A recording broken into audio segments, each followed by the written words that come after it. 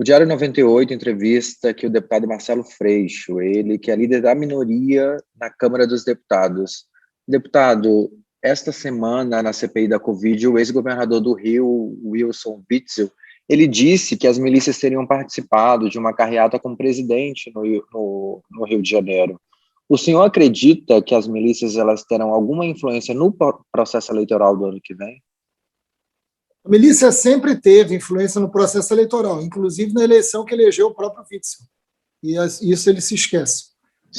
A milícia é um grupo criminoso, muito estabelecido aqui no Rio de Janeiro, que domina a maior parte do território da cidade, do Rio, inclusive.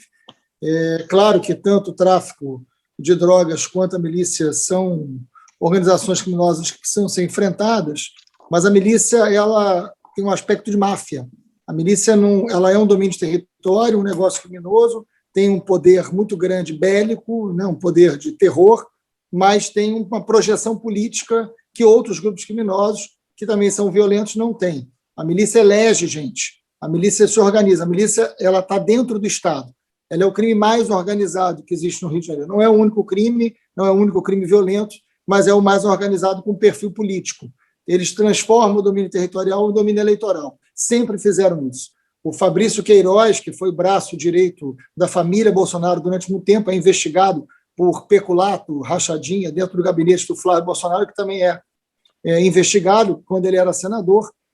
Sempre teve relações com as milícias do Rio de Janeiro, a começar pela sua relação muito estreita com Adriano da Nóbrega, que era um matador, né, enfim, ligado às milícias, que faleceu recentemente na Bahia e que tinha parentes no gabinete da família Bolsonaro. Então, a milícia sempre agiu de forma política, porque é o perfil da milícia. Isso aconteceu no passado, certamente vai acontecer nas próximas eleições do Rio. Certo, deputado. E é possível comandar o Rio de Janeiro com essa influência monstruosa da milícia, principalmente agora que ela tem comandado áreas do sul e do norte fluminense? É necessário fazer uma frente democrática no Rio de Janeiro que possa dar ao Rio de Janeiro um projeto de desenvolvimento e de segurança. Acho que esses são dois eixos muito concretos, né, de qualquer programa para o Rio de Janeiro. Qualquer debate sobre educação, sobre saúde, sobre ciência e tecnologia, que são fundamentais, eles estão dentro de um programa de desenvolvimento. Você tem que retomar um desenvolvimento do Rio. Isso está diretamente atrelado à segurança. Você tem que ter um governo que mande um recado para a polícia, que faça um projeto sobre a polícia do Rio de Janeiro, que traga modernização para a polícia, mas que traga um conjunto de setores da sociedade do Rio de Janeiro a se envolver no debate da segurança e resolver. Segurança pública não vai ser resolvida no Rio só com a polícia. Ela, pelo contrário, ela tem que ser um grande envolvimento da sociedade com a própria polícia. Tem caminhos, a gente sabe perfeitamente como fazer, mas é preciso que tenha uma outra direção de governo diferente do que nós tivemos nos últimos anos. A violência policial no Rio, ela é resultado de uma violência política muitos anos estabelecida aqui no Rio. Nós temos uma elite política muito violenta, muito corrupta, que se utiliza da polícia como forma de violência para domínio da vida das pessoas mais pobres. Então, a origem da milícia, a origem dessa desigualdade, a origem desse caos político estabelecido no Rio de Janeiro tem a ver com uma elite política que governa o Rio há muitos anos e que levou à prisão todos os ex-governadores eleitos nos últimos tempos. Deputado Freixo, o senhor anunciou recentemente a sua filiação ao PSB. O que o motivou a esse movimento? Olha, tanto eu quanto o Flávio Dino, né, governador do Maranhão, a gente vai se filiar ao PSB na terça-feira próxima. E esse movimento é porque a gente tem um entendimento, primeiro que eu sou muito grato a tudo que eu vivi no PSOL, foram 16 anos de vida no PSOL com muito afeto, muita construção, com muito debate, tanto é que a gente amadureceu a minha saída ao ponto do PSOL, tudo indica, ficar dentro do leque de alianças que a gente vai fazer para disputar o governo do Rio de Janeiro, né? Mas eu acho que em 2022 a gente vai ter a eleição mais importante da nossa história. Em 2022 nós vamos ter uma aliança necessária das forças progressistas e dialogando com o centro, porque essa eleição de 22 ela é tão importante que ela pode ser a última, né? Se nós perdermos a eleição para o atual presidente, está legitimado um processo fascista nesse país e que, sem dúvida alguma, será a maior tragédia desde a ditadura civil-militar, que ficou 21 anos aqui no poder. Então, eu estou indo para o PSB na lógica da construção de um partido de centro-esquerda que tem um perfil de frente. Eu acho que os partidos de esquerda terão que ter uma capacidade de construção de frente, com muito diálogo e com um programa que possa garantir soberania para o Estado brasileiro. E isso é fundamental no Brasil e mais ainda no Rio de Janeiro, que é o berço, né, desse bolsonarismo e desse projeto de sociedade miliciana. Certo, deputado. O senhor é deputado federal pelo Rio de Janeiro. Como que surgiu a sua afinidade com o governador do Maranhão, Flávio Dino? Eu acho que o espírito que nos move na política é universal, né? Eu acho que os humanistas, os socialistas, aqueles que lutaram a vida inteira por um mundo melhor, a gente se aproxima, independente de qualquer fronteira territorial. Eu tenho uma admiração muito profunda pelo Dino. Acho que o Dino, além de, para mim, ser o melhor governador que tem hoje no Brasil, que me perdoem todos os outros, mas acho isso mesmo. Acho que é um dos mais competentes, mais comprometidos, tem uma história de vida incrível, mas o Dino é um ser humano extraordinário. Além de muito capaz, muito inteligente, ele tem um sentimento de justiça muito forte. E acho que a gente se identificou desde um primeiro momento, a gente se conheceu pessoalmente num ato aqui no Rio de Janeiro, e dali em diante a gente sempre trocou muita conversa, muito cuidado um com o outro, numa amizade muito bacana, e eu estou muito feliz, né, de caminhar com o Dino para a construção desse espaço que eu espero seja fundamental para derrotar Bolsonaro.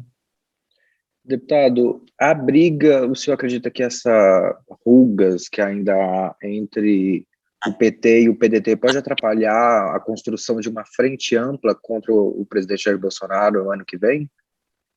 Eu espero que não. Eu tenho conversado muito, eu sou muito amigo do Lupe, a gente é vizinho aqui no Rio de Janeiro, a gente sempre dialoga muito, sempre conversa muito, eu tenho um respeito muito grande pelo Lupe, e o Lupe conseguiu manter o PDT depois da morte do Brizola, e isso foi uma tarefa que ele segurou na unha, né?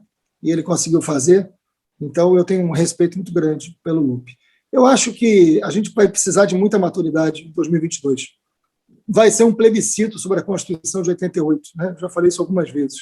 Eu acho que a Constituição de 88 vai ter um plebiscito nessa eleição, se ela vai continuar valendo ou não, né? Se ela vai ter valia ou se a gente vai rasgá-la de vez. A vitória do Bolsonaro é o fim da Constituição de 88 e tudo que representou a Constituição de 88.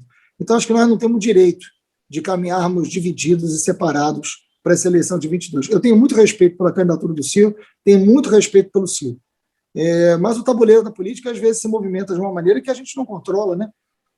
A gente não controla tudo na vida, muito menos na política. Então, a retomada da candidatura do Lula da forma que foi, mexeu com o tabuleiro de uma maneira que não caracteriza e não deve ser lida como uma redução do papel do Ciro, mas é evidente que não há espaço para duas candidaturas no mesmo campo. Então, você, de um lado, tem uma candidatura do Bolsonaro que é viável, que é forte, o Bolsonaro vai chegar com chance de eleição, nós não podemos cometer o erro que cometemos em 18. Em 18, a gente considerou até o segundo turno que o Bolsonaro jamais ganharia aquela eleição. E os índices e os estudos mostraram que ele poderia ganhar, né? Nós não podemos fazer o mesmo erro em 2022. Então, o Bolsonaro tem a máquina na mão, tem o centrão na mão, quer dizer, ou ele na mão do centrão, as duas coisas são verdadeiras, mas ele tem um grupo de fanáticos, ele tem uma rede social baseada em fake news que é muito poderosa, e ele é um candidato competitivo. Então, o fascismo vai se tornar competitivo em 22. Nós não podemos arriscar perder essa eleição, pela importância que tem. Então, eu espero que, com o tempo, faltam 15 meses para a eleição, esse campo progressista todo consiga entender que a gente tem que estar unido nesse momento, mais do que em qualquer outra. A eleição mais importante das nossas histórias. Perfeito, deputado. E só mais uma última questão, porque neste sábado aqui que a gente está conversando, o Brasil atingiu essa marca de 500 mil mortos pela Covid. O que isso revela sobre a gestão da pandemia no Brasil, na visão do senhor? Revela que tem um criminoso à frente da presidência da República, né? Tem alguém que comete crime contra a vida, contra a saúde pública. É inaceitável. Não se trata de ser um presidente de direita ou um presidente militarizado ou um presidente que defende privatização das estatais. Eu não estou debatendo programa de governo, concepção de Estado. Eu estou debatendo a postura de uma pessoa que é criminosa, que não comprou as vacinas, que não dialogou com prefeitos e vereadores, que estimulou medicamento impróprio, né, para uma pandemia que foi a pior crise sanitária e social que o planeta viveu nesse século. Então, é muito grave. A gente tem uma pessoa à frente da presidência da República que não é só um presidente ruim, ele é uma pessoa ruim, né? Então, ele é responsável direto. O presidente Bolsonaro é responsável direto pelas 500 mil mortes. Não há nenhum brasileiro que não tenha perdido alguém que gostasse muito. perdido alguém próximo. Todo mundo conhece alguém que morreu, e de forma trágica, porque a gente não se despede, porque a gente não tem o culto da despedida, então a dor é ainda maior, né? Uma avalanche de tristeza, de sofrimento, e a gente vai transformando isso em número, agora 500 mil, 500 mil de brasileiros mortos, e nós não precisaríamos ter. Se isso fosse inevitável, né? Se fosse um acidente, né? Um terremoto que a gente não esperava e que morresse 500 mil de pessoas, isso é uma coisa. Não é isso.